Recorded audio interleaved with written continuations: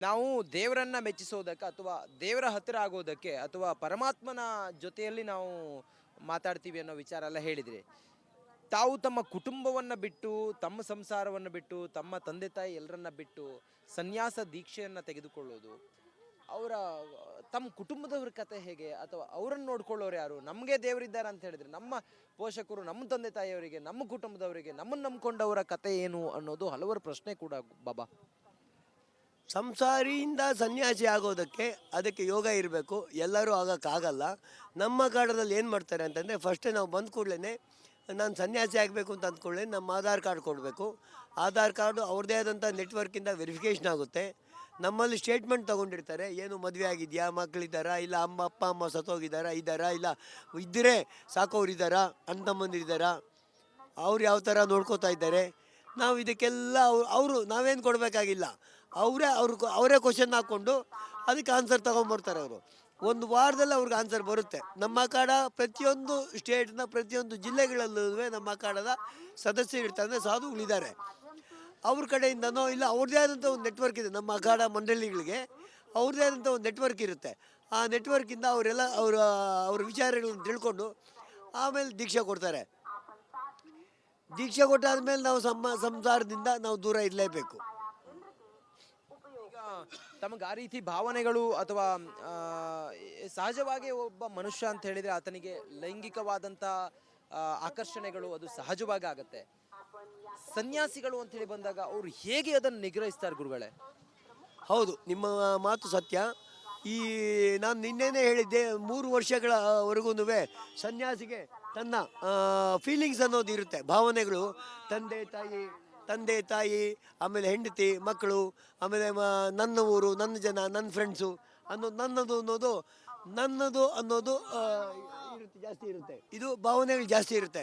ಆ 3 ವರ್ಷಗಳಲ್ಲಿ ನಮ್ಮ ಸಾಧನೆ ರೂಪವಾಗಿ ನಮ್ಮ ಒಂದು ಹವನಕುಂಡದಲ್ಲಿ ನಾವು ಮಾಡುವಂಥ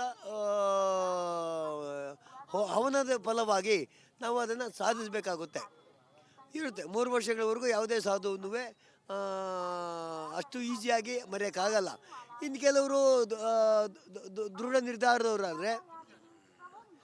ನಿರ್ಧಾರದವರಾದರೆ ಅವ್ರೇನು ಮಾಡ್ತಾರೆ ಅಂತಂದ್ರೆ, ಅವರು 1 ವರ್ಷಕ್ಕೆ ಮಾಡ್ಕೋತಾರೆ. ಇನ್ನು ಕೆಲವರಿಗೆ ವೀಕ್ ಮೈಂಡೆಡ್ ಆಗಿದ್ದರೆ ಒಂದು 10 ವರ್ಷ ಆದರೂ ಅವ್ರಿಗೆ ಇದು ಸಾಧನೆ ಆಗಿರಲ್ಲ. ಆಗುತ್ತೆ. ಸಾಮಾನ್ಯವಾಗಿ ನಾನು ತಿಳಿದ ಮಟ್ಟಿಗೆ ಎಲ್ಲ ಸಾಧುಗಳಿಗೂ 90% ಆಫ್ ಸಾಧುಸ್ ಅವರು ಒಂದು ಸ್ಟ್ಯಾಂಡಿಗೆ ಬಂದುಬಿಡ್ತಾರೆ. ಏನು, ನಾನು ಸನ್ಯಾಸಿ, ಸರ್ವಸಂಗ ಪರಿತ್ಯಾಗಿ ಅನ್ನೋ ಇದಕ್ಕೆ ಬಂದುಬಿಡ್ತಾರೆ. ಆವಾಗ ಕಾಮ, ಕ್ರೋಧ, ಮದ, ಮಾತ್ಸರ್ಯ, ಆಮೇಲೆ ಹಣದ ಆಸೆ ಅಷ್ಟೊತ್ತಿಗೆಲ್ಲ ಹೋಗಿರುತ್ತೆ. ಇಂಥವ್ರನ್ನೇ ಅವ್ರ ನಾಗಗಳಾಗಿ ಸೆಲೆಕ್ಟ್ ಮಾಡಿ ಅಂಥವ್ರು ನಾಗಗಳು ಮಾಡ್ತಾರೆ. ಇಲ್ಲಾಂದರೆ ನಮ್ಮ ಮಕ್ಕಳು 10 ವರ್ಷ 20 ವರ್ಷ ಆದರೂ ನಾಗ ಆಗದೇ ಇದ್ದವರು ಇದ್ದಾರೆ. ಕೆಲವರು ಒಂದೇ ವರ್ಷದಲ್ಲೇ ಇಲ್ಲ 3 ವರ್ಷದಲ್ಲೇ ಅವರು ನಾಗ ಆಗೋ ಚಾನ್ಸು ಇರುತ್ತೆ. ಇದು ನಾಗ ಆಗೋವಂಥ ಪ್ರಕ್ರಿಯೆ 99% ಕುಂಭದಲ್ಲಿ ಮಾತ್ರ ನಡೆಯುತ್ತೆ. ಇನ್ನು 1% ನಾವು ಯಾವುದೋ ಒಂದು ನಾವು ಸ್ಥಾನದಲ್ಲಿ ಕೂತ್ಕೋಬೇಕು ಅಂದರೆ ಸ್ಥಾನ ಮೆಹಂತ ಆಗಬೇಕು ಅಂತಂದಾಗ ಆವಾಗ ನಾವೇ ಹರಿದ್ವಾರದಲ್ಲಿ ಈ ಕೆಲಸನೂ ನಡೆಯುತ್ತೆ. ಇದು ಸ್ವಲ್ಪ ಎಕ್ಸ್ಪೆನ್ಸಿವು. ಈ ಖರ್ಚೆಲ್ಲ ನಾವೇ ಬೇರೆ ಮಾಡಬೇಕಾಗುತ್ತೆ. ಹಂಗಾದರೆ ಅದು ಅಪರೂಪಕ್ಕೆ ನಡೆಯುತ್ತೆ. ಆನ್ ರಿಕ್ವೆಸ್ಟ್ ಯಾವತ್ತೋ ವರ್ಷಕ್ಕೊಂದು ಸಲನೋ ಇಲ್ಲಾಂದರೆ ಯಾವಾಗಲೂ ಒಂದು ಸಲ ಇಂದಾಗ ಒಂದು 5-10 ಜನ ಇದ್ದಾಗ ಆವಾಗ ಮಾಡ್ತಾರೆ ಕೆಲಸ. ಗುರುಗಳೇ, ಈಗ ನಾಗಸಾಧುಗಳಿಗೂ ಹಾಗೂ ಅಘೋರಿಗಳಿಗೂ ಇರುವಂಥ ವ್ಯತ್ಯಾಸ ಏನು ಗುರುಗಳೇ? ನಾಗಾ ಸಾಧುಗಳು ಮಾಂಸವನ್ನು ತಿನ್ನೋದಿಲ್ಲ, ಮೊಟ್ಟೆಯನ್ನು ತಿನ್ನುವುದಿಲ್ಲ, ಮಾಂಸಾಹಾರಿಗಳಾಗಿರುವುದಿಲ್ಲ. ಕೆಲವು ನಾಗಾ ಸಾಧುಗಳು ಅದರಲ್ಲೂ ಏನು ರೆಡ್ ಐಟಮ್ಸು, ರೆಡ್ ಬೇಳೆ, ಕೆಂಪು ಬೇಳೆ ಆಗಲಿ, ಕ್ಯಾರೆಟ್ ಆಗಲಿ, ಆ ಥರ ಅದೇ ಥರ ಏನು ರಜ್ಮಾ ಆಗಲಿ, ಈ ಥರ ರೆಡ್ ಐಟಮ್ಸ್ನ ಕಡಿಮೆ ಮಾಡ್ತಾರೆ. ಇನ್ನು ಕೆಲವರು ಬೆಳ್ಳುಳ್ಳಿ, ಈರುಳ್ಳಿ ಇವನ್ನೆಲ್ಲ ತ್ಯಜಿಸ್ತಾರೆ. ನನ್ನ ಮಟ್ಟಿಗೆ ನಾನು ಆ ಕೆಲಸದಲ್ಲಿ ನಾನು ಹೋಗಿಲ್ಲ. ನನಗೆ ನಾನು ಎಲ್ಲ ಅಂದರೆ ಸಸ್ಯಾಹಾರದಲ್ಲಿ ನಾನು ಎಲ್ಲವನ್ನು ನಾನು ಸ್ವೀಕರಿಸ್ತೇನೆ. ನಾವು ಈಗ ನಾಗಸಾಧು ಅಘೋರಿಗಳನ್ನು ನಾವು ಹೇಗೆ ಗುರುತಿಸೋದು ಹೇಗೆ ಗುರುಗಳೇ? ಅಘೋರಿಗಳು ಅವರು ಯಾವುದೋ ಡ್ರೆಸ್ಸಲ್ಲಿ ಇರ್ತಾರೆ. ಆಮೇಲೆ ಅವ್ರಿಗೆ ಈ ತಮ್ಮ ಸತ್ಸಾಯಿಬಾಬಾ ಮಾಡ್ತಾ ಇದ್ರಲ್ಲ ಆ ಥರ ಒಂದು ಜಾದೂ ಮಾಡೋವಂಥ ಶಕ್ತಿಗಳು ಇರುತ್ತೆ. ನಿನ್ನೇನೋ ಒಬ್ಬರು ಬಂದಿದ್ದರು ಅಘೋರಿ, ನನ್ನೊಬ್ಬ ಚೇಲಾಗೆ ಇಲ್ಲಿ ಕೂತಿದ್ದ, ಅವನಿಗೆ ದೀಕ್ಷೆ ಕೊಡಬೇಕು, ಇನ್ನು ರುದ್ರಾಕ್ಷಿ ಒಂದಿಲ್ಲ ಅಂತಂದರೆ ಅವರು ಒಂದು 2 ನಿಮಿಷದಲ್ಲೇ ಹಿಂಗೆ ಕೈಯಲ್ಲೇ ಒಂದು ರುದ್ರಾಕ್ಷಿ ಕೊಟ್ಟರು, ಆ ರುದ್ರಾಕ್ಷಿ ನನ್ನ ಹತ್ರ ಇದೆ, ಬೇಕಾದರೆ ತೋರಿಸ್ಬಲ್ಲೆ. ಹೇಗೆ ಸಾಧ್ಯ ಗುರುಗಳೇ? ಅದು ಹೇಗೆ ಸಾಧ್ಯ? ಅವರು ಕೈಯಲ್ಲಿ ಇಲ್ದಿರುವಂತ ರುದ್ರಾಕ್ಷಿಯನ್ನ ಕೈಯಲ್ಲಿ ತರೋದಕ್ಕೆ ಹೇಗೆ ಸಾಧ್ಯ ಗುರುಗಳೇ? ನಮ್ಮ ಸತ್ಸಾಯಿ ಬಾಬಾ ಅವರು ಮಾಡ್ತಾ ಇದ್ರು, ಅದೇ ಕ್ರಿಯೆಯಲ್ಲಿ ಮಾಡ್ತಾರೆ. ನಿನ್ನೆ ನಾವು ಅಂದ್ಕೊಂಡ್ವಿ ನಂದೊಂದು electric box 5 amps to 15 amps converter ಒಂದು ಬೇಕಾಗಿತ್ತು, ಅವ್ರು ತರಿಸ್ಬೋದಲ್ಲ. ಅದು ತರ್ಸೋಕ್ಕಾಗಲ್ಲ ಅವ್ರ ಕೈಲಿ. ಒಂದು ರುದ್ರಾಕ್ಷಿ ಒಂದು ಕೈಯಲ್ಲಿ ಕಾಣಿಸ್ತಾ ಇರೋದ್ರಿಂದ ಬರೋದ್ರಿಂದ ಅವರು ಇದು ಒಂದು ಜಾದೂ ರೂಪದಲ್ಲೇ ಮಾಡ್ತಾರೆ ಅವರು. ಇದು ಜಾದೂನೇ, ಇನ್ನೇನು ಅಲ್ಲ. ಅವ್ರನ್ನ ನಾವು ದೇವ್ರ ಅನ್ಬೇಕಾ ಅಥವಾ ಏನ್ ಅನ್ಬೇಕು ಅವ್ರನ್ನ ನಾವು? ಸಾಧಕರು, ದೇವರಲ್ಲ. ದೇವರಾಗೋ ಚಾನ್ಸೇ ಇಲ್ಲ. ನಾನು ದೇವರಲ್ಲ. ಜನ ನನ್ನನ್ನು ಈಶ್ವರನ ರೂಪದಲ್ಲಿ ನೋಡಿದ್ರೆ ಜನ ನೋಡ್ತಾರೆ ಅಷ್ಟೇ ಹೊರತು ಹಂಗಂತೇಳಿ ನಾನು ಅಧಮನ ರೂಪಕ್ಕೆ ಹೋಗಬಾರ್ದು. ನನ್ನ ಜನಗಳು ಗುರುತಿಸೋ ಭಾವನೆಗಳನ್ನ ನಾವು ಗೌರವಿಸಬೇಕು, ನಾವು ಅದಕ್ಕೆ ಮೇಂಟೈನ್ ಮಾಡಬೇಕು. ಅವ್ರು ಯಾರೂ ಇದರಲ್ಲಿ ನಾನೂ ದೇವರಲ್ಲ, ಯಾರೂ ದೇವರಲ್ಲ. ದೇವರಿಗೆ ಸಮೀಪ ಆಗೋ ಅಂಥವರು ಸಾಧುಗಳು ಅಷ್ಟೇ ಹೊರತು ಯಾವ ಸಾಧುನೂ ದೇವರಲ್ಲ. ಗುರುಗಳೇ, ಅವರಿಗೆ ಸಿದ್ಧಿ ಹೆಂಗ್ ಸಾಧ್ಯ ಆಗುತ್ತೆ? ಆ ರೀತಿಯ ಸಿದ್ಧಿಗಳೆಲ್ಲ ಹೆಂಗ್ ಸಾಧ್ಯ ಆಗುತ್ತೆ? ತಾವು ಕೂಡ ಶಿವನನ್ನ ಪೂಜೆ ಮಾಡ್ತೀರಿ, ಅಘೋರಿಗಳು ಕೂಡ ಶಿವನನ್ನ ಪೂಜೆ ಮಾಡ್ತಾರೆ. ಯಾಕೆ ಅವರಿಬ್ಬರ ಭಕ್ತಿಯಲ್ಲಿ ವ್ಯತ್ಯಾಸಗಳು, ವೈರುಧ್ಯಗಳೇನು ಗುರುಗಳೇ? ಭಕ್ತಿ ಇಲ್ಲ, ವ್ಯತ್ಯಾಸ ಏನೂ ಇಲ್ಲ. ಇದು ವೈರಾಗ್ಯದಲ್ಲೂ ವ್ಯತ್ಯಾಸ ಏನಿಲ್ಲ. ಸಾಧನೆ ಮಾಡ್ತಾರೆ. ಸಾಧನೆ ನಾವು ಅನುಷ್ಠಾನ ಅಂತ ಕರಿತೀವಿ. ಯಾವುದೇ ಒಂದು ನಾವು ಸಾಧನೆ ಮಾಡಬೇಕು ಅಂದರೆ 45 ದಿವಸ, 90 ದಿವಸ, 210 ದಿವಸ, ಈ ಥರ in terms of 45 days, in multiples of 45 days ನಾವು ಅದನ್ನು ಕೂತ್ಕೊಂಡು ಜಪ ಮಾಡ್ತಾ ಇರ್ತೀವಿ. ಅಂದರೆ ನಿತ್ಯ ಕೃತ್ಯಗಳನ್ನು ಬಿಟ್ಟು ಅವರು ಒಂದು ಸಾಧನೆ ಆಗಿರುತ್ತೆ. ಸರಿಯಾದ ಸನ್ಯಾಸಿಗಳಾದರೆ ಇನ್ನು ಬೇರೆ ದುಡ್ಡುಗೋಸ್ಕರ ಆಗಿದ್ದೀನಿ, ಪದವಿಗೋಸ್ಕರ ಆಗಿದ್ದೀನಿ, ಅವ್ರಿಗೇನು ಬೇಕಾಗಿಲ್ಲ. ಅಂತಿಮ ಸಾಧನೆ ಅವ್ರದ್ದು ದುಡ್ಡೇ ಆಗಿರುತ್ತೆ. ಇಲ್ಲ ಅವರು ಮಹಾಮಂಡಲೇಶ್ವರ ಆಗಬೇಕು ದುಡ್ಡನ್ನು ತಗೊಂಡು ದುಡ್ಡಿಂದ ಅಂತ ಹೇಳ್ಬಿಟ್ಟು ಇರುತ್ತೆ. ಅಂತಿಮ ಸಾಧನೆ ಅಂತಂದರೆ ನಮ್ಮ ಧ್ಯೇಯ ಏನಾಗಿರಬೇಕು ಅಂದರೆ ಭಗವಂತನ ನೋಡೋದು ಅಂತ. ತಾವೀಗ ಸುಮಾರು ವರ್ಷಗಳಿಂದ ಈ ಸನ್ಯಾಸ ದೀಕ್ಷೆಯಲ್ಲಿದ್ದೀರಿ, ದೀಕ್ಷೆ ತಗೊಂಡು ತಾವೀಗ ಸನ್ಯಾಸ ಪರಿಕ್ರಮದಲ್ಲಿ ಇದ್ದೀರಿ ಗುರುಗಳೇ. ತಮ್ಮ ದೇವರ ದರ್ಶನ ಯಾವಾಗಾಯ್ತು, ಹೇಗಾಯ್ತು? ದೇವರು ಹೇಗಿದ್ದಾನೆ ಗುರುಗಳೇ? ನನಗೆ ದೇವರ ದರ್ಶನ ಆಗಿದ್ದು 2011 ಎಂಡಲ್ಲಿನೇ, ನವಂಬರ್ ಮಧ್ಯೆ ಅಂತ ಕಾಣುತ್ತೆ. ದೇವ್ರು ಹೇಗಿದ್ದಾನೆ ನನಗೆ ಗೊತ್ತಿಲ್ಲ. ನಾನು ನೋಡೋಕ್ಕೂ ಮುಖ ನೋಡೋಕ್ಕಂತೂ ಆಗಲೇ ಇಲ್ಲ. ಯಾಕೆಂದರೆ ಅಷ್ಟೊಂದು ಭಯಂಕರವಾಗಿತ್ತು. ಏನು 80 ಅಡಿ ಉದ್ದ ದೇಹ, ನಾನು ತಲೆ ಎತ್ತು ನೋಡೋಕೆ ನನಗಿಂತ 4 ಅಡಿ 8 ಅಡಿ ದೂರದಲ್ಲೇ ಕಾಣ್ತಾ ಇದೆ. ನಾನು ಎಷ್ಟು ತಲೆ ತಿಂಗು ನೋಡಿದ್ರೂ ನನಗೆ ಕಾಣ್ತಾ ಇಲ್ಲ. ದೇವ್ರನ್ನ ನೋಡೋಕೆ ಆಗಲಿಲ್ಲ. ದೇವ್ರು ನೋಡಿದ್ರೆ ನಾನು ಬದುಕಿರ್ತಿದ್ನೋ ಸತ್ತಿದ್ದು ನನಗಂತೂ ಗೊತ್ತಿರಲಿಲ್ಲ. ಬಟ್ ದೇವ್ರು ನೋಡೋಕೆ ಆಗಲಿಲ್ಲ. ಆ ಬಾಡಿ ನೋಡಿದ್ರೆ ಅಲ್ಲಿಗೆ ನನಗೆ ಜ್ವರ ಎಲ್ಲ ಕಿತ್ಕೊಂಡ್ಬಂದ್ಬಿಟ್ಟು. ನೀವು ಆ ಒಂದು ದೇಹವನ್ನ ದೇವರು ಅಂತೇಳಿ ಹೇಗೆ ಅಂದ್ಕೊಂಡ್ರಿ ಗುರುವೆ? ಅಲ್ಲಿ ದೇವರಿಲ್ಲ ಅಂದರೆ ದೆವ್ವ ಇರಬೇಕು, ದೇವರಿಲ್ಲ ಅಂದರೆ ದೇವರಿದ್ದಾನೆ ಅಂತಂದರೆ ದೆವ್ವನೂ ಇರ್ತಾನೆ. ನಾವು ಅಲ್ಲಿ ಬೇತಾಲ್ ಘಾಟಿನಲ್ಲಿ ಆ ರೂಪ, ಅಷ್ಟು ರೂಪ ಯಾವುದು ಬರಲ್ಲ. ಗಾಳಿ ಕೂಡ ಸಮೇತ ಆ ರೂಪ ಹೊಗೆ ಬರೋದಕ್ಕೆ ಹೊಗೆಯಬೇಕು.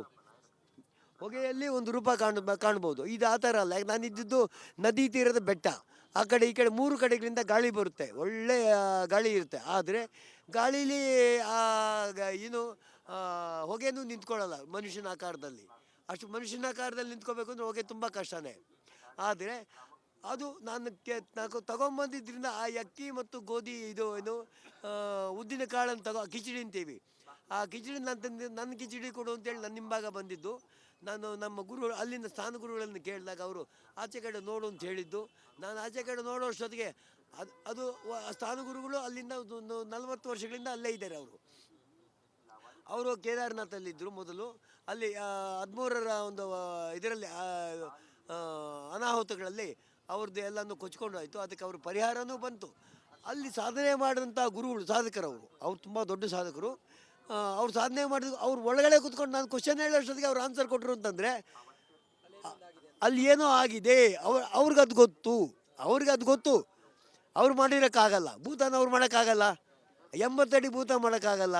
ನಾನು ಹೇಳ್ತೀನಿ ಅಂತ ಅವ್ರಿಗೂ ಗೊತ್ತಿಲ್ಲ. ಆಲ್ ಆಫ್ ಎ ಸಡನ್ ನಾನು ಕೇಳಿರೋದು, ಆಲ್ ಆಫ್ ಎ ಸಡನ್ ಅವರು ಆನ್ಸರ್ ಮಾಡಿರೋದು ಅಷ್ಟೇ. ನೀವೆಲ್ಲ ಅಚಾನಕ್ಕಾಗಿ ನಡೆದ ಇದು ಆಕ್ಸಿಡೆಂಟಲ್ ಆಗಿ ನಡೆದಂಥ ಕಾರ್ಯಗಳು ಅಷ್ಟೇ ಹೊರತು ಅಲ್ಲಿ ಯಾರೋ ಕ್ರಿಯೇಟ್ ಮಾಡಿಕೊಂಡು ಗ್ರಾಫಿಕ್ಸ್ ಮಾಡಿಕೊಂಡು ಇದೆಲ್ಲ ಫೋಟೋಗಳು ಅದು ಇದು ಯಾವುದೋ ಆಗಲಿ ಟೆಕ್ನಾಲಜಿಗಳನ್ನು ಅಲ್ಲಿಲ್ಲ. ಅಲ್ಲಿ ಬೆಟ್ಟದಲ್ಲಿ ನೈನಿತಾಲ್ನ ಸುಮಾರು 80 ಕಿಲೋಮೀಟರ್ ದೂರದ ಬೆಟ್ಟ ಅದು.